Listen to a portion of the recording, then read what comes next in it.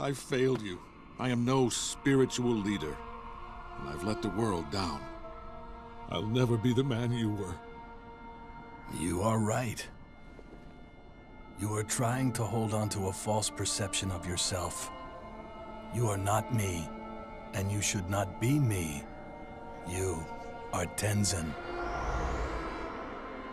I am not a reflection of my father.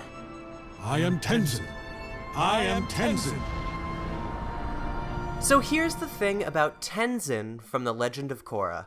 He is a man who was completely shaped by his father and had to go through one of the most radical character shifts of anyone in the series to break past his strict need to please and placate his father by any means necessary, even after he passed away. And it speaks to a really common trait among the children of the famous and extremely influential mirroring their parents' traits, not only for their parents' sakes, but also for all the people around them, leveling their high expectations onto them. I mean, when you watched Legend of Korra, how excited were you to learn that Aang had an adult son who was an airbender? I bet you couldn't wait to see him airbend and use his powers and see him uphold the values that Aang adhered to so strictly. And I don't blame you, I did too. It's really only natural to want to see the son of an insanely powerful master of all the elements fight and show off the skills he must have learned from his father. Not to mention that his first lines are about the legend that his father created. When I was a boy, my father, Avatar Aang, told me the story of how he and his friends heroically ended the 100-Year War.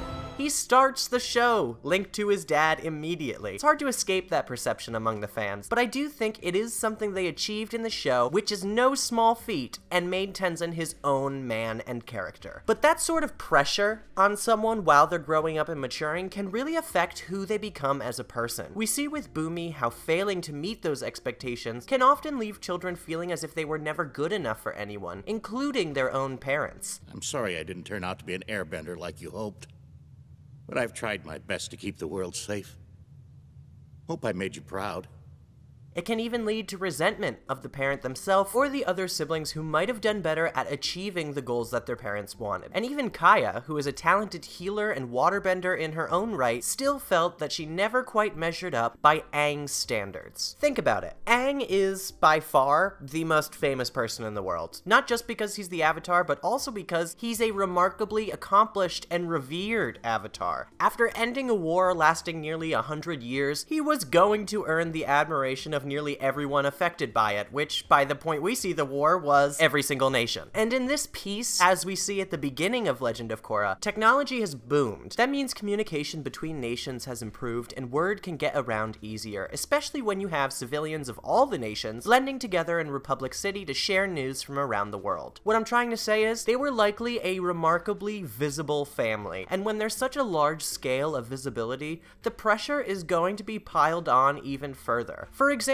in real life, Willow Smith has stated that growing up with famous parents was, quote, absolutely terrible, and that she really only had two choices in her life: to remove herself from the public eye entirely, or to sink herself right into the center of it and follow in their footsteps. Or perhaps Colin Hanks, who stated on an episode of Armchair Expert with Dax Shepard that he struggled to be his own person and escape the shadow of his father. Tom Hanks is a larger-than-life figure, so I can imagine that struggle. When I was starting off, I was just sort of just lovingly naive and didn't think it was as big a deal as it was. Right. And I thought that I would get the benefit of the doubt of like, oh no, he's his own person and he's great. And man, I'm so glad I gave him the time so that I could learn that. When your parents cast such a large shadow over you, and frankly so many others, it can be difficult to find your own personality. After all, you're constantly surrounded by your parents and their success. Other children telling you how cool your mother or father is. People stopping them for autographs when you go out on the street. People constantly taking photos of the both of you, asking your father or mother for interviews. For a growing child who absorbs so much of the behavior from those around them, it's difficult not to develop an inflated sense of admiration for their own parent through the praise of others. We are shaped by the time we're raised in, and with a time so focused on the Avatar and how they've finally come back after so long and saved everyone, Tenzin was likely completely encompassed by this sort of etiquette from an extremely young age. In addition, Aang's large success can also present a sort of model for Tenzin and his other children. Since he was able to reach such great great heights, repeating his behavior would lead to similar successes in their own endeavors. Mastering airbending, dedicating their life to the monastic lifestyle of the airbenders and keeping the culture alive, shaving his head, repopulating the airbending world, doing all of this would lead to ultimate fulfillment as he saw with his father. I always wondered if Tenzin actually wanted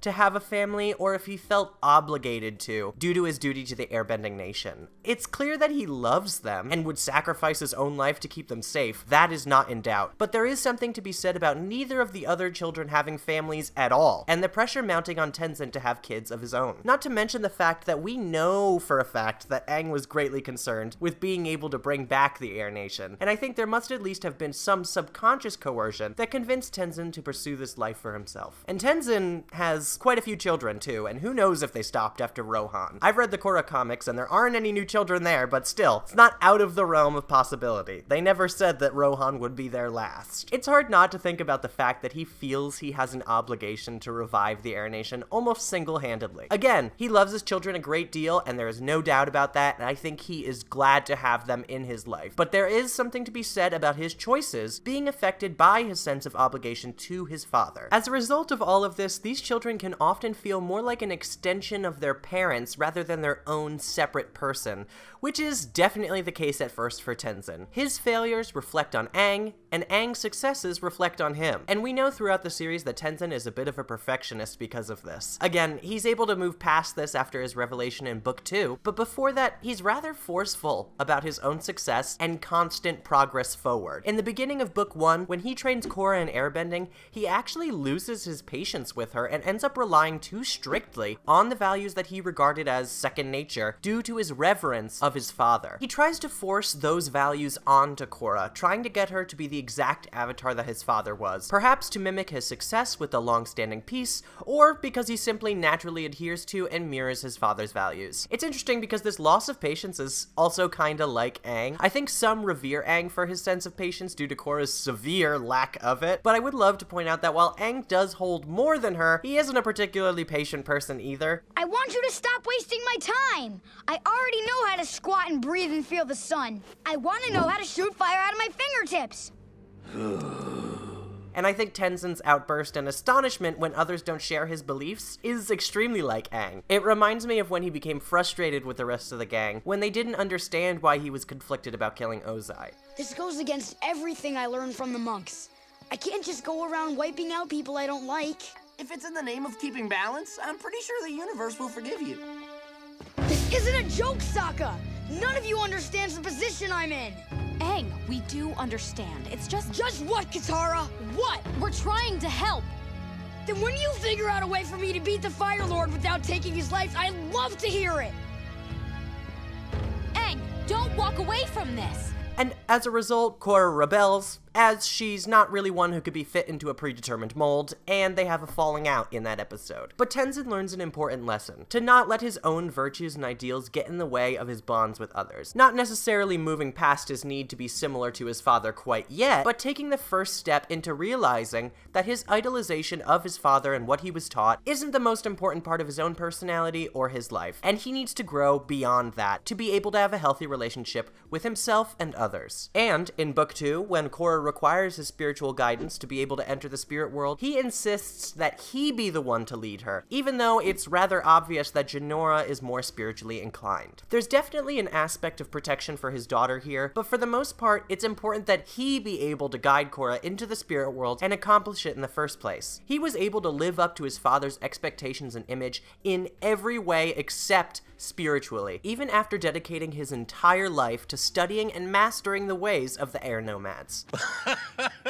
Welcome to the I Disappoint Dad Club. To not be able to guide the Avatar in this way is the ultimate failure for him, and is the final catalyst that pushes Tenzin to his last and most important revelation about himself. He's able to accept that he simply cannot accomplish this task. It is outside his skill set, and no matter the amount of training and effort, he wouldn't be able to do it. After all, he has already been trying for years. There are some things that are just out of our reach, especially if we keep comparing ourselves to the fucking Avatar. And because he's a well-written, fleshed-out character, even after his big realization in Book 2 about him being his own person, in Book 3, Change, he has trouble with forcing the old airbender ways on the new generation because of that struggle of revering his father too much. The ideals, harsh and strict lifestyle, and mindset are all ground into the new recruits as soon as they arrive, and Tenzin struggles to remove himself from his endeavor to revive the old Air Nation, mostly for the sake of his father. The apex of his accomplishment would be restoring exactly what his father knew to the present world. That way, he could truly immerse himself in that dream lifestyle and situation. If he ever wanted the opportunity to be able to masquerade as his own father, this would be the chance. But once again, he is able to step aside and allow the next generation, mainly his daughter, Jinora, usher in the new airbenders in a more modern and balanced way. After all, you can't deny that in original Airbenders, Tenzin was on the verge of losing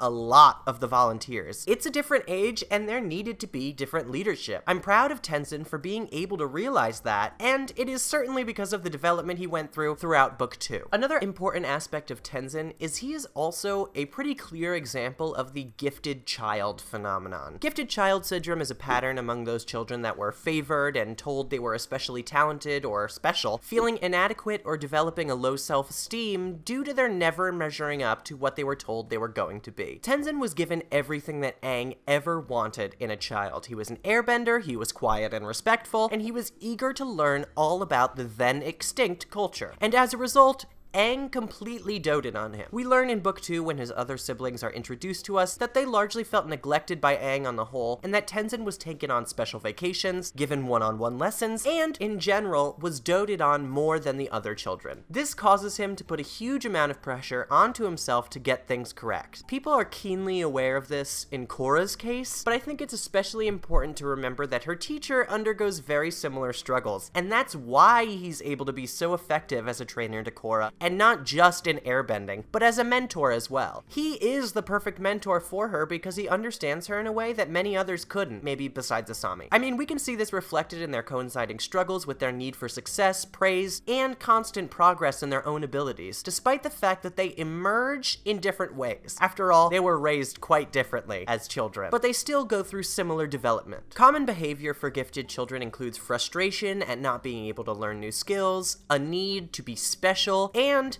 namely, this is the most important one in Tenzin's case, imposter syndrome. This feeling is prevalent among gifted children, where even despite immense success on their part, they might feel that none of it is actually earned, and that others have a higher perception of their worth than is actually true. Their biggest worry is that one day, everyone will find out that they're a fraud, and they will disappoint those most important to them. In their eyes, everything has been given to them by their parents. I mean, after all, they feel larger than life, so the child themselves doesn't really credit themselves with any of their accomplishments. And whenever they achieve anything or acquire more responsibility, they fear that they won't be able to keep up. Tenzin constantly feels that he's letting others down, even though we know he's a man of extreme ability and wisdom who is doing the best he can, even if he does have more to learn. Frankly, I don't think anyone has ever learned everything anyway. When he's first working with Korra, and especially after she leaves him for Unalaq, when Jinora is missing in the spirit world, when he's charged with the new airbenders, when Korra is missing for a long period of time, he holds himself responsible and convinces himself that it is because of his failure that all of this happens. He just doesn't have any faith in his own ability, even though we can see from an audience perspective that it is quite great. He is a very capable man. After all, it's his father to him who is special and is the ultimate airbender. He couldn't possibly hope to fill his shoes. But that's the thing he realizes in Darkness Falls. He's not meant to. He doesn't have to fill his shoes or do something just as momentous as his father. He just has to live his life and be happy, however he wants to. And we all know that's what Aang would want from him anyway, even if there were some subconscious push to repopulate the Air Nation. Now, Tenzin is a great person and works for the balance of the world anyway because it's his desire to, and he's eventually able to realize his own happiness and fulfillment through that act. He learns to appreciate his own talent and be proud of what he's been able to do, not simply comparing it to what his father did. He's even able to delegate and trust his children much more in the later books, not putting so much pressure on himself to solve every single issue and overextending his reach. He sends them to find Korra, which is a a very critical job, and trusts them to remain safe and keep each other safe, despite the strong dilemma he had in Book 2 about allowing Jinora to lead Korra into the spirit world. Overall, due to this very realistic and grounded struggle, Tenzin is one of the most textured characters in the Avatar universe. Writing Aang's children to be full, layered characters with understandable issues with their upbringing, despite the fact that it wasn't overtly tragic or negative, is one of the smartest choices Korra made as a show. They are so relatable because of this, and I'm sure many gifted children saw themselves in both Tenzin and Korra as the show wore on. And teaching the audience through his realization that he isn't his father, and it's not the child's job to live up to their parents, mirror their personality, or walk in their path, is extremely important for so many to learn, to be able to move forward and accept their own skill set for what it is, and be able to best utilize it. Not only this, but that no one, regardless of age, is above such development. Tenzin is a middle-aged man who teaches Korra much about airbending and responsibility, but he still has a lot to learn himself. And even by the end of the series, he's not a complete person. Like I said, I don't think that's a real thing. And there is nothing more realistic than that lesson. He taught me a lot about myself and imposter syndrome, my need for praise. I am so thankful this show was around to be able to deliver this message, because I think it in the end really did help me and so many others. But if there is anything else on this subject that you would like to discuss, let me know in the comments below. I would love to talk about this show more. I know I haven't done a video about it in probably over a year, so let me know if you'd like to see more about Korra. But if you want to support us further, you can go to patreon.com/PosiTVty, that's PosiTVty. There you can get all this content weeks before it goes up on YouTube. You get the unedited essays, so you can hear all of my mistakes and corrections before I actually edit them out and make myself sound smarter than I actually am. And you can pretty much tell me what you want to see a video on, and I will be contractually obligated to make it immediately. So go there if you want some extra content, but also would like to support us in the process. It really helps this channel out. But also, all you folks on YouTube, y'all are great, and we appreciate the support. We just hit 10,000 subscribers. Means a ton to me, so thank you everyone for liking, watching, and keep on doing that.